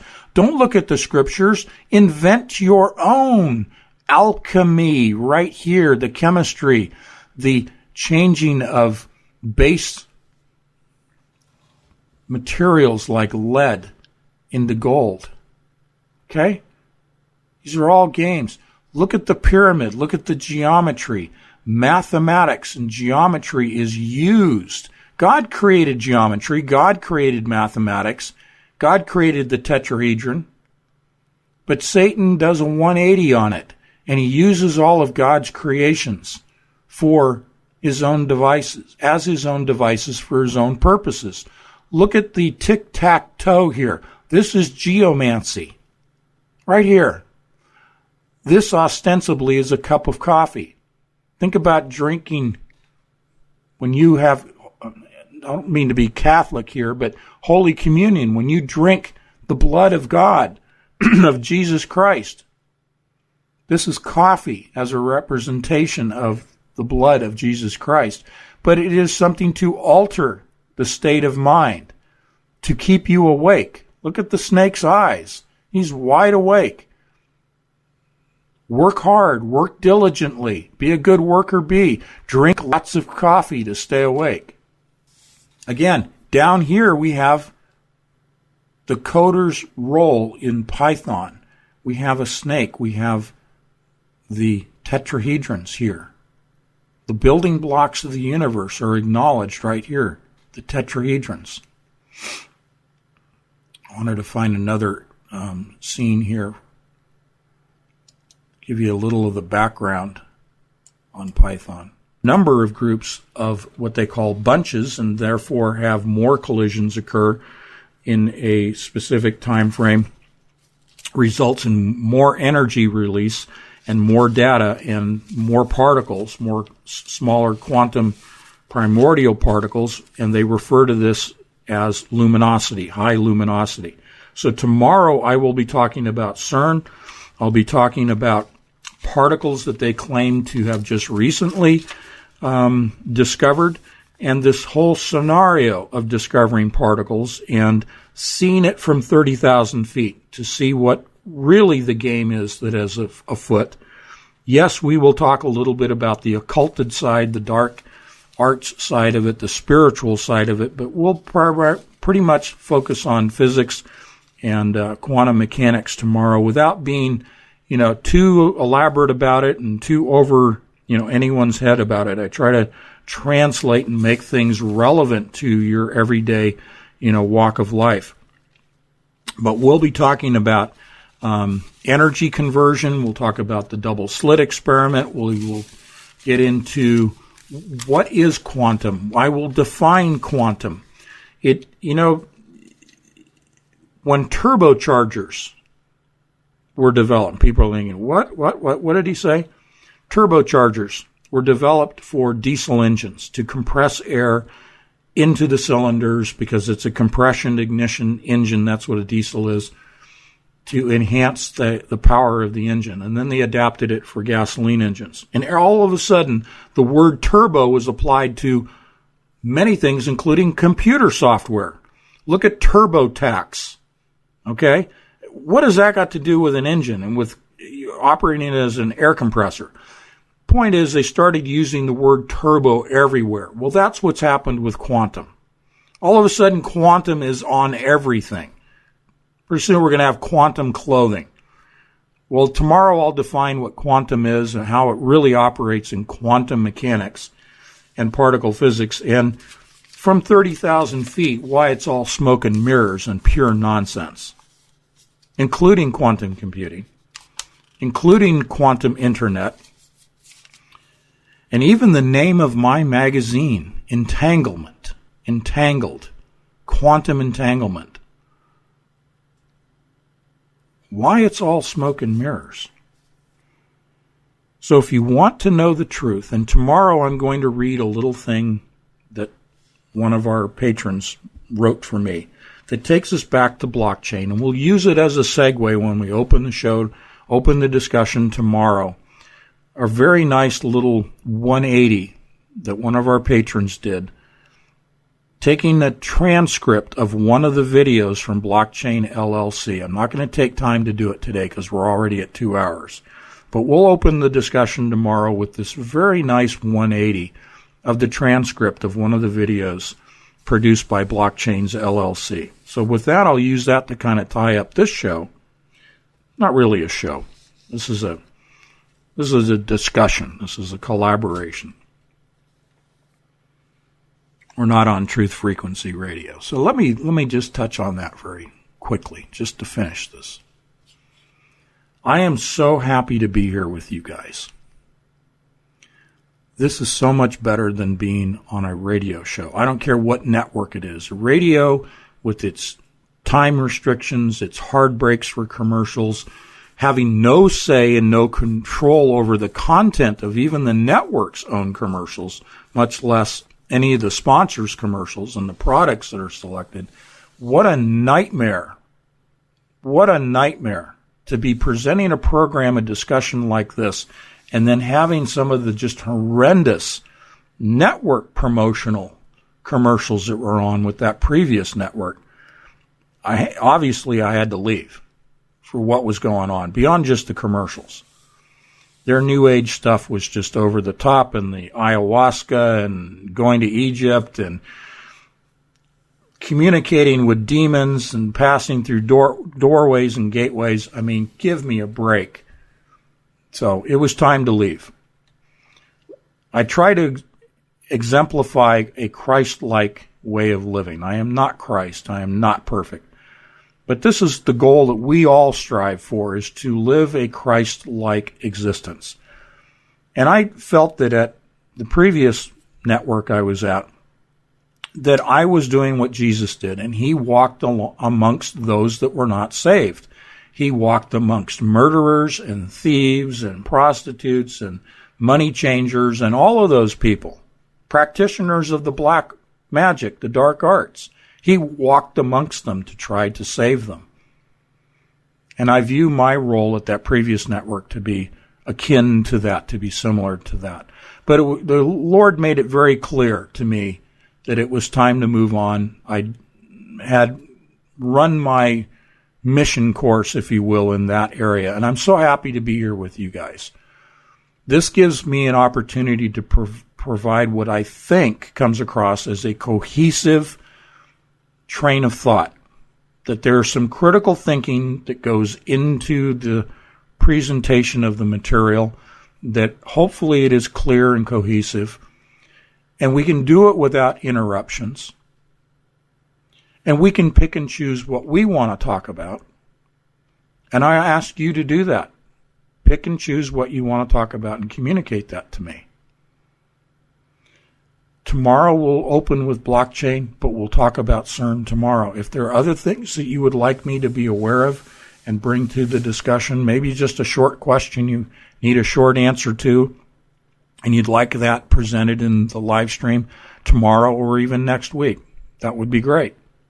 I thank you for making this possible, because without you and others like you that are in the Patreon community, this would not be happening. So thank you for that. I'm going to check the chat room here before we close. Okay. Well, with that, we're right at 2 hours. And tomorrow, who knows how long it'll be, but Lord willing, same time, same technology. And so far, the 5G that I use and the camera and the computers and everything are holding together. So your prayers are appreciated to keep the broadcasts going and the information flowing. And as I like to say, tomorrow we will continue this conversation, Lord willing. Thank you all. God bless you and yours. And please spread the word. Let other people know where they can find this information. And my good friend Doug Diamond, what a great name. Of course, 2048 Diamonds in the Rough. And I end up with a webmaster and a great friend and fellow Christian, Doug Diamond, Diamond Media. If you go to my website, whatever, you'll find Diamond Digital Media with Doug Diamond. And he's what keeps all of this going. You guys get your Patreon username and password from him. He's the one who keeps all of the systems running, everything happening through Patreon, through the emails, through the website. All of this equipment that I'm using here, he is instrumental in just keeping the ship afloat. So without Doug's technical expertise, his friendship, and also being a fellow Christian, I wouldn't be able to do this. Kathleen and I spend all our time researching and trying to figure out what's going on, and Doug helps us to do that. So if you have needs like I do, and yeah, it sounds like a commercial, but if you have needs like I do for music, for audiovisual, for graphics, for your website, for things that you're involved in, Doug is a great resource, a multi-talented guy. And you can reach him through me, through the website. And, because you guys support me financially, I'm able to support Doug financially as well and pay him for his services. So we're all helping each other out, and I greatly, greatly value that. Okay, and I think Doug's probably here in the chat room today as well. But what he will do is he will post this live stream in the patrons area. Tomorrow's broadcast will be public. These live streams are only for you, for patrons. But what I'd like you to do, if you would, is if you know people that would benefit from the information that you're receiving, let them know that tomorrow's broadcast will be available through YouTube live. Right now, these are unlisted broadcasts that are only available to you as a patron. Tomorrow's broadcast will be open to the world.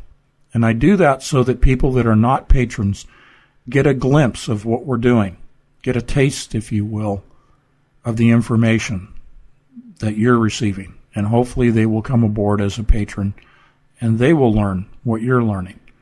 And I will learn from you as well. It's amazing what other people have access to and what they're sharing with me in the background. And when I'm at liberty to do so, I share it with you. So there's a lot in the works. There's a lot that's going on information-wise. As I said, over the weekend, Kathleen and I will be looking more at TEK, tech.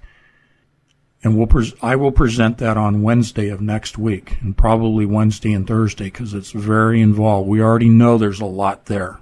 But this is on par with what we did when we showed you the blueprint, the architecture of the temple, comparing Herod's temple to the quantum chipset. This is on par with that. That's the level of the kind of revelation that's coming next week for you. Okay? All right, so I'll wrap this up. Thank you and God bless. And we'll talk to you tomorrow, Lord willing. We'll continue that conversation. Bye-bye.